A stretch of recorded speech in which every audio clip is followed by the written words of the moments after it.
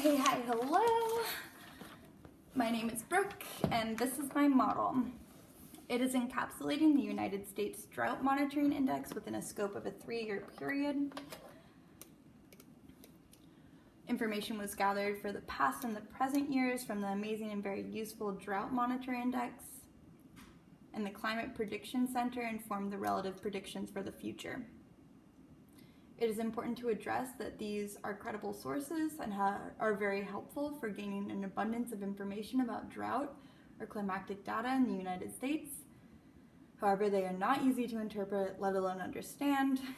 Therefore, my goal is to effectively communicate a chunk of the data in an accessible and fun manner where everyone can have a decent understanding of drought trends in the United States through experiencing my model. I also have hopes that this will start conversations about drought and how it is impacted by climate change and challenge people's current perceptions on the functionality of climate change. Okay, so how the heck do you read this model? Let's talk scale. I chose the month of February with relative close dates because this way, the best discourse of identified trends could be utilized for predicting what drought could potentially look like for the upcoming year, 2020.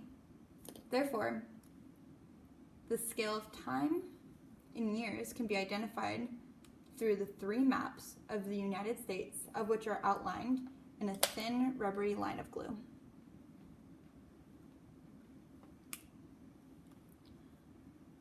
There are a few ways that one can figure out the orientation of years and understand which is the past and which is the present and which is the future. First, you can start at the left side of the model and feel the rubbery line of glue encapsulating the first map of 2018. And then moving right, we encounter a map for 2019 at the same scale as the previous, and at the end, at the last map for 2020 is at the far right. Each of these maps can be identified by the glue outlined accordingly. A secondary way of identifying the discourse of years is through accessing the compass at the top left corner of the model. This compass is additionally outlined by rubbery glue. Therefore, you can feel north at the top of the model, east at the right side, south facing the lower part, and west at the left side of the model. Therefore, the yearly discourse can be identified from past, present to future within following a west to east movement.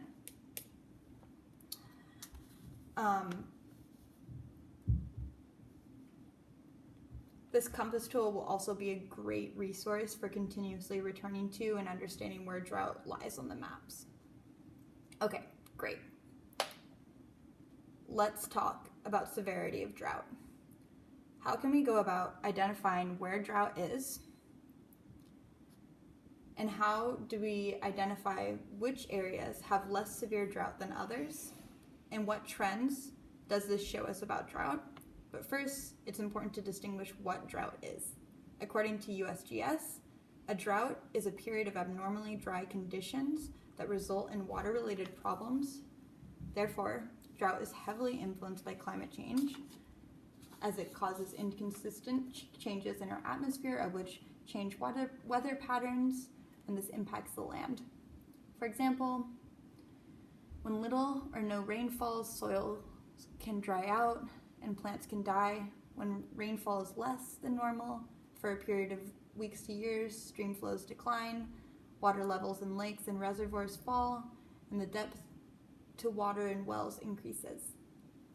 If dry weather persists and water supply problems develop, the dry period can become drought. Okay, heads up. We're going to start transitioning into interpretation and explanation of data. Moving forward, this is the fun part. Now, let's start off with orientating ourselves within utilizing one of the 2 ways in which I listed above. Find 2018 on the map.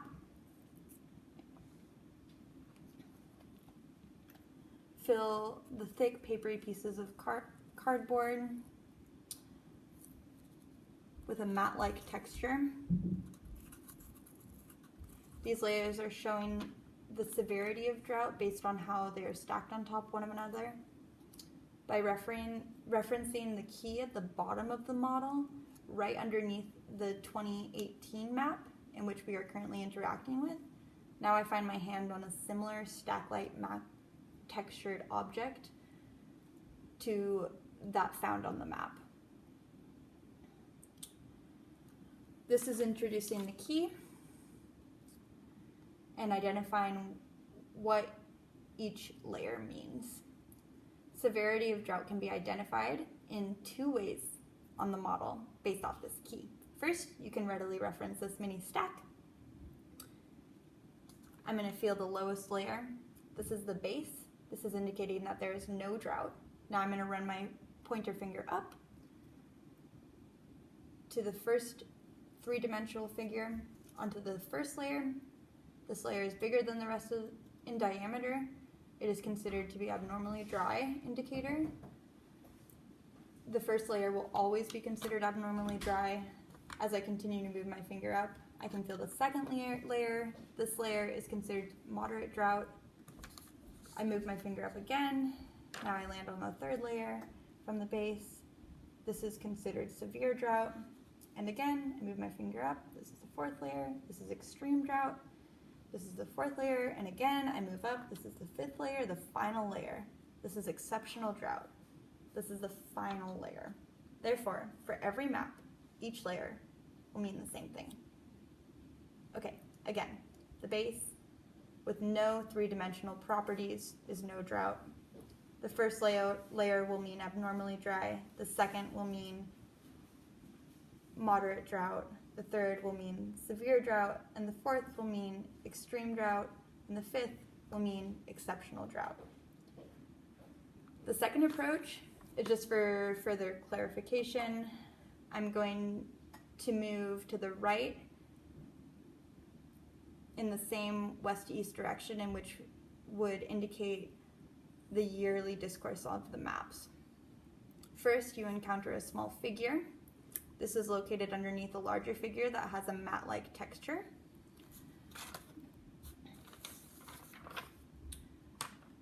I'm going to land my pointer figure on this smaller one-level three-dimensional figure.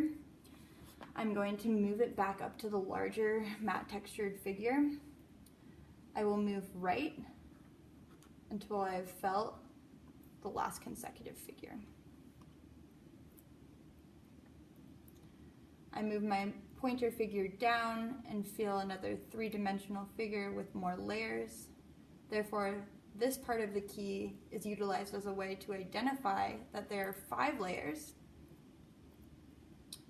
relative to the larger matte textured figures consecutive to one another. The final layer counted can be associated with the largest stack as identified when moving your pointer figure down. It's another 5 stacked object, meaning that the drought is exceptional. Okay, now I'm going to move my way back to the first map block. Out of the 5 that I've counted. And then back to the initial indicator stack. Boop. And then I'm going to work my way back up to the first map. This is 2018.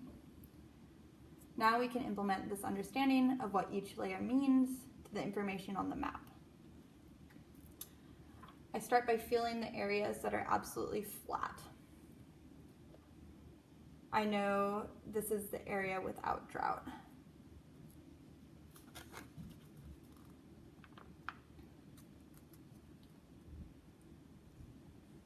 I find that the areas have more dimension to them.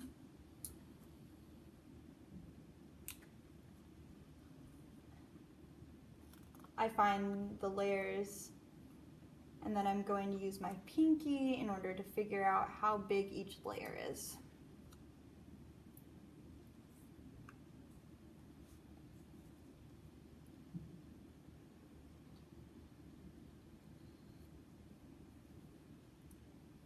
I trace my finger around this first layer and see that this layer is taking up a lot of space on this map. Therefore, I can conclude that there was a vast amount of the United States that was abnormally dry in 2018. Moving to the second layer,